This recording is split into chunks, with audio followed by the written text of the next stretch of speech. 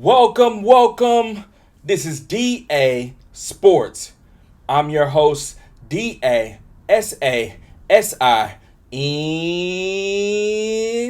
Thank you. This is episode 37. Now, today's episode, we definitely have to recap my picks from Super Wildcard Week in the first round of the NFL playoffs. Then we're going to get into my top 5 and worst 5 NBA rankings as of January 13th. So that's Monday. I am actually recording this on Tuesday, but these rankings were set as of at the end of the day on Monday. So let's get into it.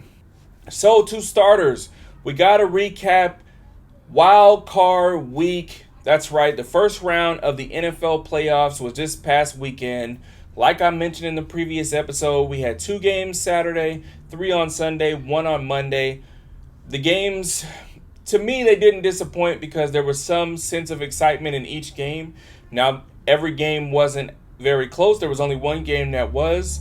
But as it pertains to our picks, definitely did a good job. No complaints. I went 5-1. So only one game that I got wrong about who I thought was going to win the game. So let's get into it individually.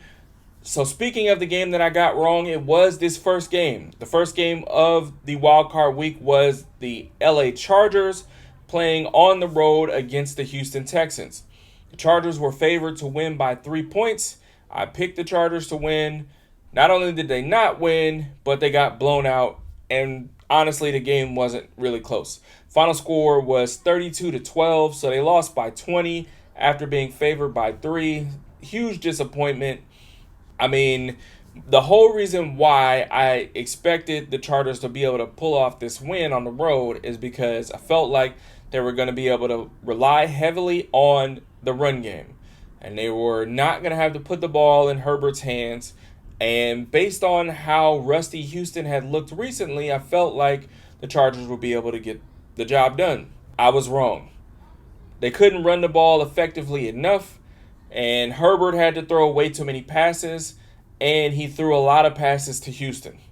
So with this game, now I'm okay with being wrong about this game. If you recall, when I went over my preseason predictions that I had for the playoffs weeks earlier, I actually picked Houston to make it to the conference finals before the season started, right? So them winning in that sense is not very surprising. I just felt like as of the last few weeks, the Chargers were going to be able to beat them.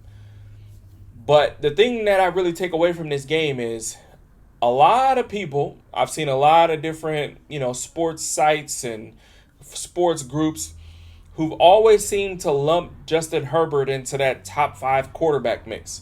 It's Mahomes, Lamar, Josh Allen, Joe Burrow. Those are consensus top 4. 2 through 4 pretty much shuffle depending on what's going on. 1 has been number 1 for a long time. But in that 5th spot, a lot of people have been putting Justin Herbert. I've said from jump I did not have him as the 5th best quarterback in the league. I've mostly regarded to it being Matt Stafford, which we'll talk a little bit more later. But people putting Herbert in their top 5, I think this performance solidifies that he can't be in the top 5 for a long time.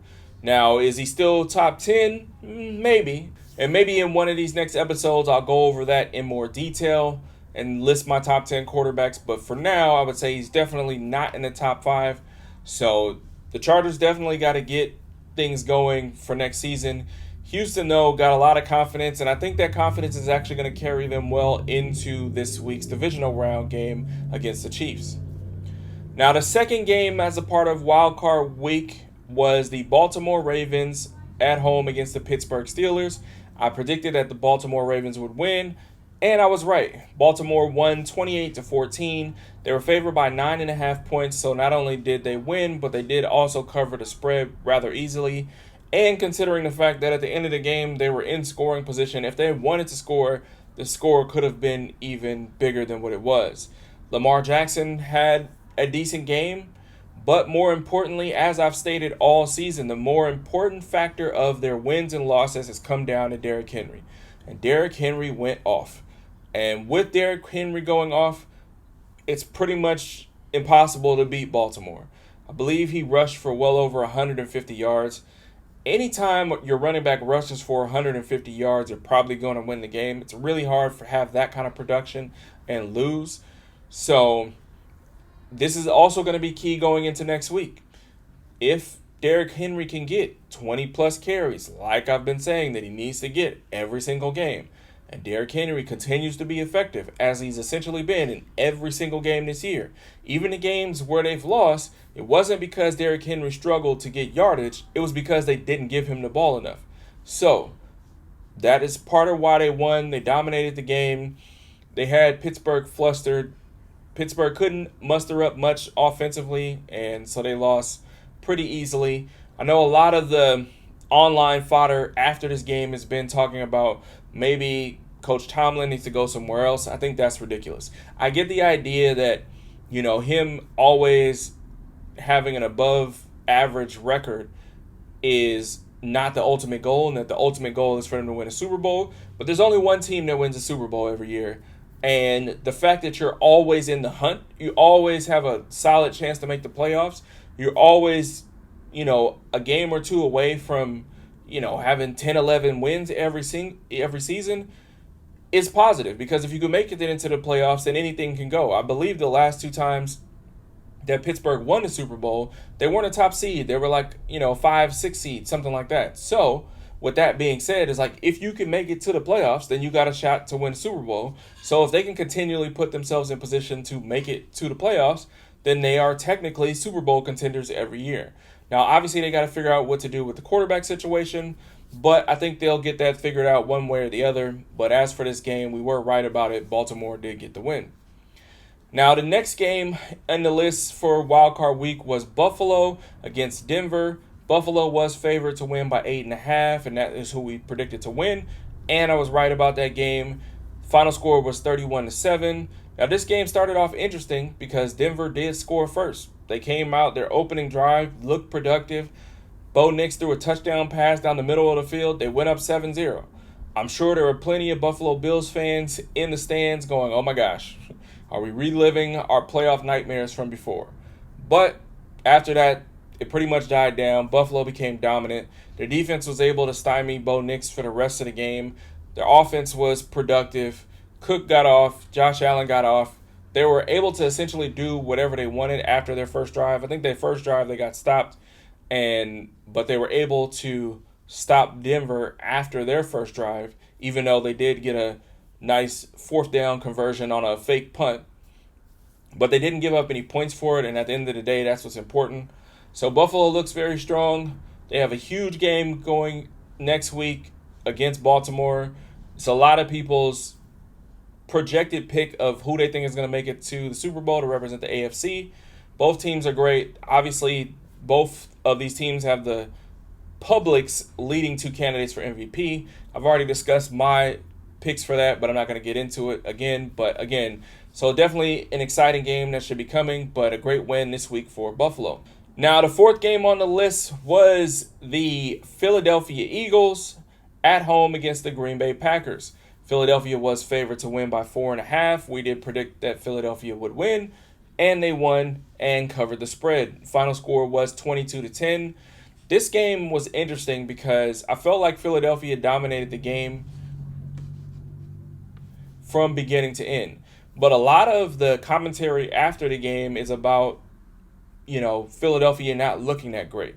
Yes, they only scored 22 points. But if you want to be technical, Saquon Barkley had a run at the end of the game that if he wanted to, he could have took off and scored.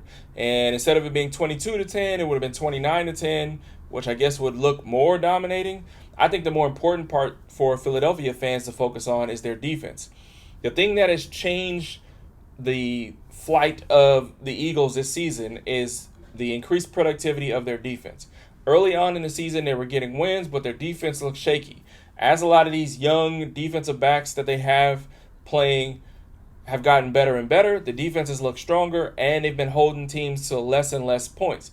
So, considering all of the motivation and hype around Green Bay and Jordan Love, considering what Jordan Love did in the wild card round last year against the Cowboys when they scored 40-something points, for them to be able to hold the Packers to 10 points is a great accomplishment. And even if their offense isn't, putting up 500 yards per game, if their defense plays like this, they can continue to win. They got the win. We were right about it. So for now, they have nothing they should be complaining about. Now, the next game on the list, which was the Sunday night game, it was Washington at Tampa Bay. Tampa Bay was favored to win by 3, but we predicted that Washington would get the win, and we were correct. Washington did win 23-20. As far as the spread itself, it was 3 points. They won by 3, so it was a push. But nonetheless, if you just took... Actually, no, because Washington was not the favorite. So they were favored to lose by 3. They won by 3, so you won even if you did take the spread. But obviously, you had better odds just taking Washington money line, which is what I predicted. So Washington was able to get the win. It did come down to the end. It was a back-and-forth game. Both quarterbacks played relatively well. Baker Mayfield did have a fumble late that put Washington back in scoring position and allowed them to go up. But I wouldn't put the loss on Baker Mayfield. I think it was more a product of Jaden Daniels just showing that he's playing above his rookie status and being able to get the job done whenever necessary.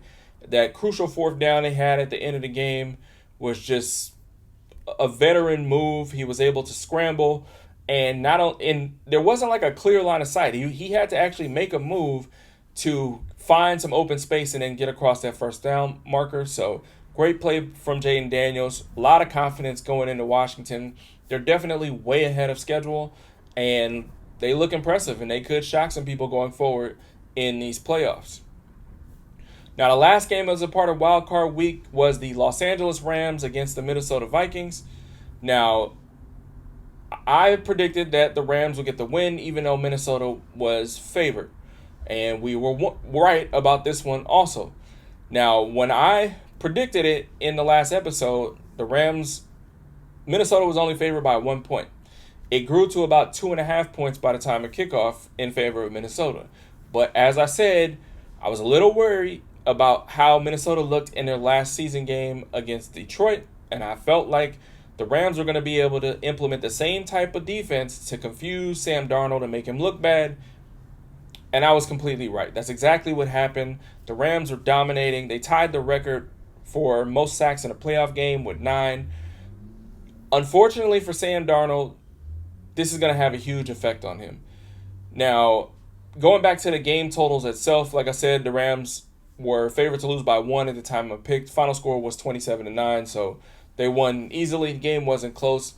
In terms of what I was saying about it affecting Sam Darnold, I think it affects him 2 ways. For one, it's going to affect him psychologically because his last 2 showings against quality opponents was terrible. Not like he just lost or, the other quarterback just outplayed him. No, he played terrible. And every single defensive coordinator is going to use these clips to figure out, okay, well, regardless of who Sam Darnold plays for next year, this is all we have to do is pressure him. We pressure him. He doesn't know what to do. He misses throws. He doesn't know how to have a great feel for the pocket and slide out of certain situations. And even though he has decent mobility, he doesn't really utilize it. And that's going to be a problem moving forward. The other part that's a problem is he drastically hurt his pockets. Drastically. Before these last 2 games, he probably would have commanded anywhere between 40 and 50 million a year on his next contract, which is kind of crazy to think about. Now, people are projecting that he still is going to get paid somewhere between 30 and 40. I think he might get somewhere between 20 and 30. So he legitimately could have cost himself about $20 million per year based on playing 2 terrible games. Ugh, that's pretty rough. But nonetheless, like I said, we picked the Rams to win. They did win easily. And they're definitely a team that nobody wants to see in these playoffs. So we'll see how this correlates as everything goes forward. All right, so now to finish off this episode, we are going to get into my NBA top 5 and worst 5 rankings. Now, these rankings are as of Monday, January 13th. So these are after all the games on January 13th. So to start it off, at number 1, definitely have to go with the Cleveland Cavaliers. Cleveland Cavaliers are 33-5. They have the best record in the league. They just had a huge game last week against OKC, which were are both of the top two teams in terms of record wise, and it was a great game. The biggest thing about Cleveland is their depth. In that game, it showed itself tremendously. The way they were able to pull people off the bench, remain fresh. They've got every single dynamic of a team that you would want. They've got multiple bigs who are athletic. They also have a big who can shoot. They have both of their bigs also have defensive prowess. Then they have explosive guards who can score. Each of their guards is capable of scoring over 40. They have good ball handlers, and they have tons of 3-and-D players and hustle players. So they've got a great mix. They move the ball really well, especially interior with their big men. Their big men pass the ball well to each other. Makes it a nightmare for teams to defend, and they definitely deserve to be the number one team right now. Now, coming in at number 2, we still got to go with the Oklahoma City Thunder. OKC right now is 32-6.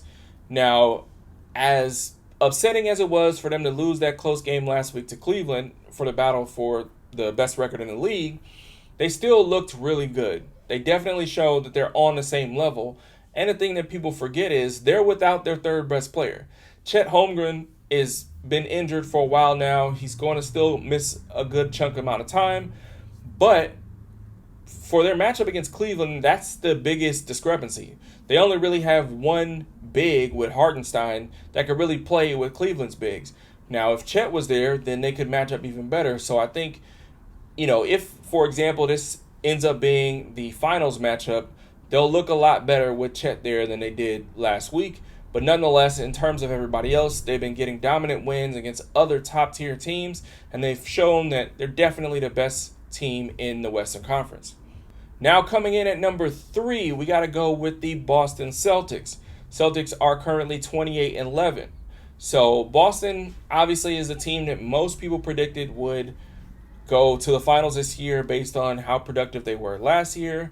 Now, I didn't predict them to go to the finals. I do have them losing in the conference finals, but I do feel like overall they're still playing good. They are another team that has great depth. The reason why they are in third right now is because recently they kind of been up and down. In their last 10 games, they're 6-4, which, is still better than 500, but it's not really dominant. They've been losing to teams that most people would have predicted they would have beaten. So they've been up and down recently, but I still feel like overall their production and their firepower is still more than everybody else that's below them. So they deserve to be at that 3 spot. Now coming in at number 4, I had to go with the Houston Rockets. Now the Houston Rockets are currently 26-12. Houston has been very explosive. I mean, from start, I got to say, Ime Udoka is probably going to win Coach of the Year, and I think he definitely deserves it. If you look at what he was able to do last year, this team almost made it into the playoffs with a young team when he just got there. And now look at what they've done this year.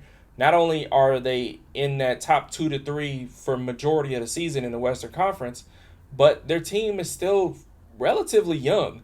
And they're explosive. They play hard. They play good defense. They're all over the place. They play tough just like their coach. And it's definitely commendable. Right now, they are currently on a 4-game winning streak, and 2 of those wins were against Memphis, who's another top-tier team. So for them to be able to get those kind of wins on a consistent basis is great, and they definitely deserve to be at the 4 spot. Now coming in at number 5, rounding out the top 5, I got to go with the Denver Nuggets. Denver Nuggets are currently 23-15. Now, Denver started off a little slower than people would have expected, but they've definitely been picking it up more recently. I think the biggest surprise of the year has been how effective the addition of Russell Westbrook has been. Now, we all saw what Russell Westbrook did when he was in a Laker uniform. People actually started to believe that maybe his career was going to be done. I, being a fan favorite of Russell Westbrook, said that wasn't the case. He went to the Clippers, and he showed that he had much more production left. He, at times, especially that first year as a Clipper, carried them in the playoffs when all their stars were injured. Then last year, he would still remain productive throughout the season. Now with Denver, with some more, I guess I would say, a better run team, he's been just as effective. He's been more productive. He's looking more like the younger self than he did, the last couple of years. And I think that's a product of everybody around him being able to utilize his strengths and be productive on the court. So the combination of him and Joker being productive, both of them able to get triple doubles on a nightly basis, is impressive, and they deserve to be at the 5th spot. Now for the worst 5, coming in at 26, I got to go with the New Orleans Pelicans. The Pelicans are currently 8-32. Now, most people seeing their record would probably suggest that they should be lower. And based on how they've been playing recently, I would see why you would say that. The only reason I have them this high, which still isn't high, they're just 5th from the bottom, is because Zion Williamson just came back. And we saw as soon as he came back how much more productive they were, how much more into the game they were, and it was competitive. And I expect that that's going to continue as he stays in the lineup, and they should be getting more wins. Now, do I think they'll have a chance of making it to the playoffs the way I predicted before the season? No. Now, granted, I think the biggest part of why I picked them to make the playoffs is because I expected Zion to play a lot. I have a feeling he's going to get injured again and miss some more time. Now, if he stayed healthy the rest of the way, could they scrape their way in? Maybe, but they've got a long way to go. So for now, I expect them to get better than what they've been, but not good enough to make it in a tough Western Conference. So, but for right now, they deserve to be at 26. Now coming in at 27, I have the Utah Jazz. The Utah Jazz are 10-28. Now, a lot of people, it's another team that people might expect that they be maybe the bottom 2 in terms of rankings, but the reason why they haven't is because quietly they've been playing a lot better recently. In their last 6 games, they are actually 3-3. So considering that they only have 10 wins on the entire season, you would think that, their wins would be more spread out. But recently they've been playing a lot better. And even the games they've lost have been really close. So definitely great for Utah. They're not going to make any playoff moves, this year, but it's something to build on. And they're getting wins. So that's a great progress for them. Now coming in at 28, I got to go with the Brooklyn Nets. Now, the Brooklyn Nets are 13-26. They currently have the second longest losing streak in the league. They've lost 5 straight, so that's why they're at 28. Brooklyn started out pretty decently earlier in the season, but has since fallen off, and there's nothing to predict that they're going to get it together. Obviously, they're closer to making the playoffs in the Eastern Conference than the 2 teams I mentioned above them that are in the Western Conference. But based on the momentum that they have going right now, I just don't see it getting any better. So they deserve to be at 28. Then coming in at 29 is the Charlotte Hornets. Now, Charlotte is 8-28. Now, Charlotte has been terrible. I've only won 1 game in their last 10. They got a terrible record. They're essentially only selling tickets for people to go see LaMelo Ball. And other than that, they don't have anything to look forward to. They don't have a well-rounded team. They do play explosive here and there. They can go on streaks of hitting shots, but in terms of competing against other top-tier teams, they have no shot, and that's why they are at 29. But they're not last. Coming in at the last spot at 30 is, of course, the Washington Wizards. Now, the Washington Wizards have the worst record in the league. They're currently 6-32. And along with that, they have the longest losing streak in the league because they've lost 7 straight. This team is pathetic. Their organization is pathetic. Everything they do is just run poorly, and it shows. And I don't see anything in the near future to suggest that even in the next couple of years, things are going to get better. So, yeah, if you're a Washington fan, I feel sorry for you. You're probably going to be at this bottom list for a while. But that's it for the top 5 and worst 5. And that is also it for this week's episode. I want to thank you all for tuning in. Please make sure you like and subscribe and share wherever possible. And I look forward to seeing you in the next episode. Peace.